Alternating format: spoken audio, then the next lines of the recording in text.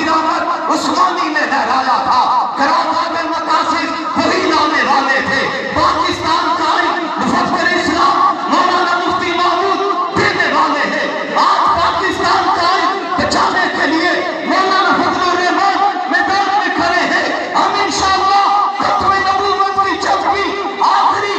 سانس تک لڑیں گے اور پاکستان کے دشمنوں سے بھی لڑیں گے۔ مجاہدوں کی طرح کہو انشاءاللہ،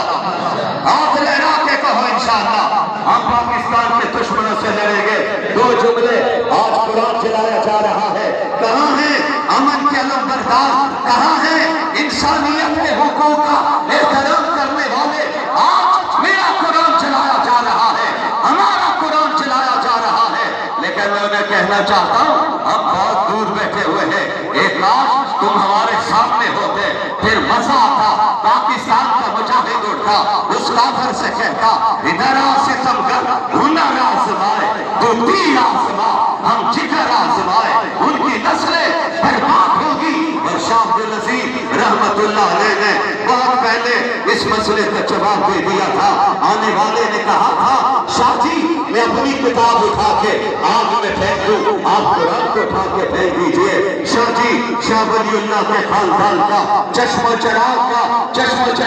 میدان احمد میں کھڑے ہو کے بولتے ہیں، فرمایا تمہاری غیرت تو اجازت دیتی ہے کہ تم اپنی کتاب کو اٹھا کے آگ میں پھینک دو، میری غیرت ایمانی تو اس بات کی اجازت نہیں دیتی کہ میں قرآن کا علی بھی اٹھا کے آگ میں پھینک دوں۔ فرمایا ظالم تو نے فیصلہ کرنا چاہا ہے تو پھر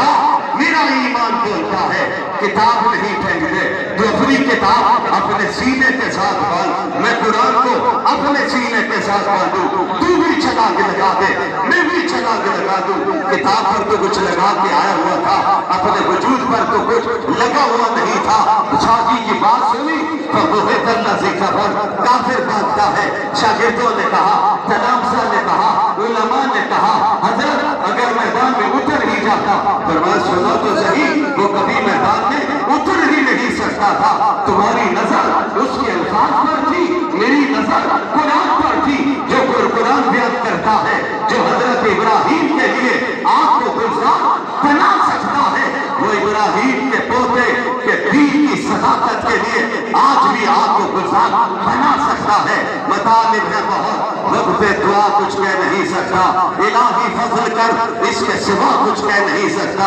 الہی دھڑکنے کی توفیق دے، دل مرتضی سود صدیق دے، وآخر دعوانا ان الحمدللہ رب العالمین۔